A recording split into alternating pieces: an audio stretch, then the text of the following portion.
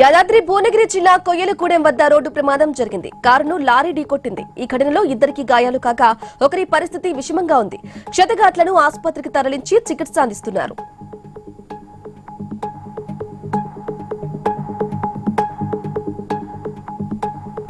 కూటమి ప్రభుత్వంలోనే రేషన్ డీలర్లకు న్యాయం జరిగిందన్నారు డీలర్లు.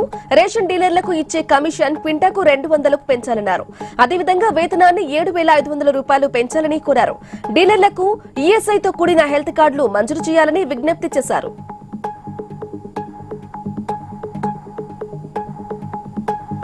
బీఆర్ఎస్ సీనియర్ నాయకుడు లింగంగౌడ్ మృతి పార్టీ శ్రేణులను కలిసివేసింది. ఆయన భౌతిక కాయానికి పూలమాల వేసి నివాళులర్పించారు శ్రీనివాస్ గౌడ్. గొర్లక నివాసం నుంచి శ్మశాన వాటిక వరకు ఊరేగింపుగా తీసుకువెళ్లారు కార్యకర్తలు.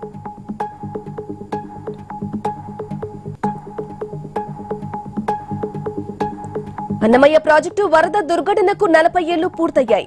బాధితులకు న్యాయం చేయాలని కోరుతూ బీజేపీ ఒక్కరోజు సంఘీభావ దీక్ష చేపట్టింది.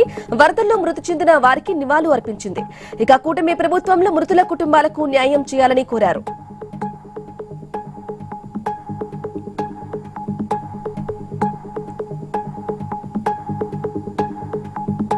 కృష్ణా జిల్లా పామరలో మంత్రి నాదిల్లా పర్యటించారు. రోడ్లపై ఆరబోసిన వడ్లను పరిశీలించి రైతులకు గిట్టుబాటు ధర కల్పిస్తామన్నారు. మిల్లర్లతో సమావేశాలు నిర్వహిస్తున్నామని, రైతులకు ఎటువంటి ఇబ్బందులు లేకుండా ప్రభుత్వం అన్ని చర్యలు తీసుకుంటున్నామని మంత్రి తెలిపారు.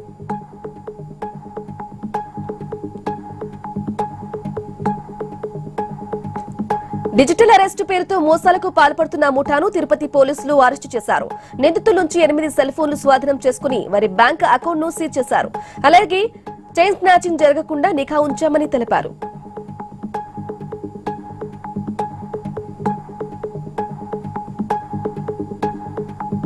భద్రాద్రి కొత్తగూడెం జిల్లాలో గుంతల రోడ్డును మరమ్మతులు చేయాలని డిమాండ్ చేశారు బీఆర్ఎస్ మహిళా చైర్పర్సన్ సీతాలక్ష్మి. కౌన్సిలర్లతో కలిసి మున్సిపల్ కార్పొరేషన్ కార్యాలయం వద్ద నిరసన తెలిపారు. అధికారులకు ఎన్నిసార్లు ఫిర్యాదు చేసినా పట్టించుకోవటం లేదని ఆరోపించారు.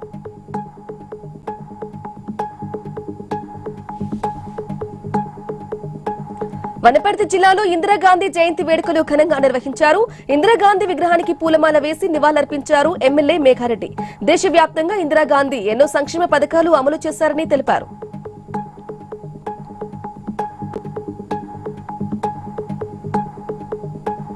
వైసీపీ ఆఫీసుపై టీడీపీ కార్యకర్తలు దాడి చేయడం దారుణమన్నారు మాజీ మంత్రి ఉషశ్రీ చరణ్. వైఎస్ ఫోటోలు, విగ్రహాలు ధ్వంసం చేయడంతో పాటు కార్యకర్తలపై దాడులు చేశారని చెప్పారు. హోంమంత్రిగా ఉన్న అనిత దాడిపై ఒక్క ప్రకటన చేయకపోవడం ఏంటని ప్రశ్నించారు. ఇక అక్రమ అరెస్టులు చేస్తే ప్రజలే తిరుగుబాటు చేస్తారన్నారు ఉషశ్రీ చరణ్.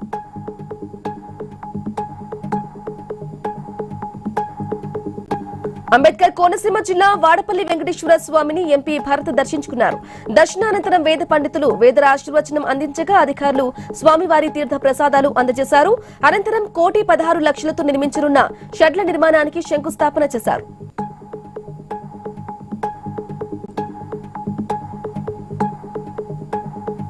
అన్నమయ్య జిల్లా మదనపల్లిలో అన్నదాత సుఖీభవ కార్యక్రమానికి మంత్రి బీసీ జనార్దన్ రెడ్డి హాజరయ్యారు. వడ్డెర కార్పొరేషన్ డైరెక్టర్ దేవరెడ్డి శ్రీనివాసులు శాలువాతో మంత్రిని సత్కరించి పుష్పగుచ్చాన్ని అందించారు. అనంతరం నియోజకవర్గ పరిస్థితిని మంత్రికి వివరించారు.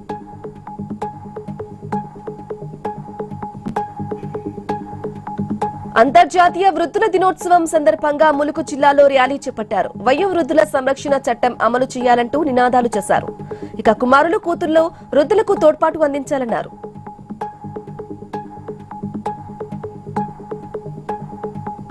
మెడికల్ కాలేజీల ప్రైవేటీకరణపై మాజీ మంత్రి విడుదల రజని మండిపడ్డారు. పాడేరులో 50 మెడికల్ సీట్లు కోల్పోవడంపై కూటమి ప్రభుత్వం సమాధానం చెప్పాలన్నారు. ఏపీలో పేద విద్యార్థులకు మెడిసిన్ చదవకుండా వారి భవిష్యత్తును నాశనం చేస్తున్నారని ఎక్స్ లో ఫైర్ అయ్యారు.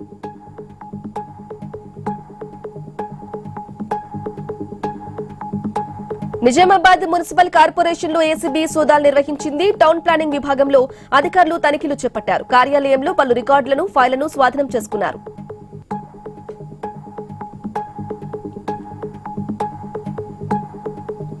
బీహార్లో ఎన్డీఏ విజయం సాధించడంపై బీహార్ ప్రతినిధులతో రాష్ట్ర అధ్యక్షులు రామచందర్ సమావేశం నిర్వహించారు. దేశ ప్రజల కోసం మోదీ ప్రభుత్వం అనేక సంక్షేమ పథకాలు అమలు చేస్తుందన్నారు.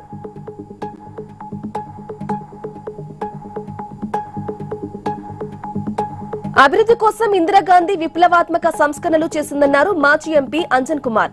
దేశంలో నెలకొన్న అత్యవసర పరిస్థితిని ఇందిరా ధైర్యంగా ఎదుర్కొన్నారని తెలిపారు. ఇందిరా పార్క్ లో స్థాపించిన ఇందిరాగాంధీ విగ్రహానికి నివాళులు అర్పించారు.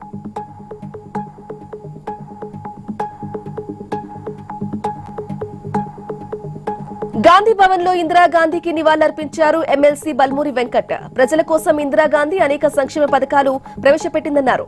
పేదల సంక్షేమం, అభివృద్ధి లక్ష్యంగా ప్రభుత్వం పనిచేస్తుందని తెలిపారాయన.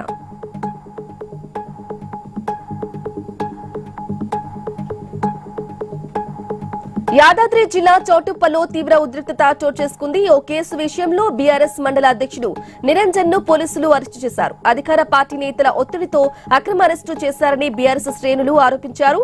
పోలీసుల వైఖరిని నిరసిస్తూ పీఎస్ ముందు బీఆర్ఎస్ నేతలు ఆందోళన చేపట్టారు.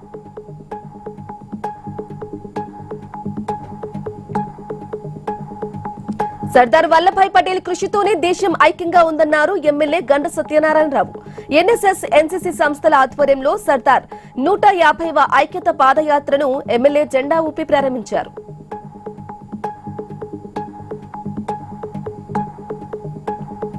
ఎన్టీఆర్ జిల్లా జగ్గైపేటలో అన్నదాత సుఖీభవ 2వ విడత కార్యక్రమం ఘనంగా జరిగింది. ఈ కార్యక్రమానికి ఎమ్మెల్యే శ్రీరామ్ రాజగోపాల్ హాజరయ్యారు. అనంతరం రైతుల సంక్షేమం కోసం కూటమి ప్రభుత్వం తీసుకుంటున్న చర్యలను అధికారులు వివరించారు.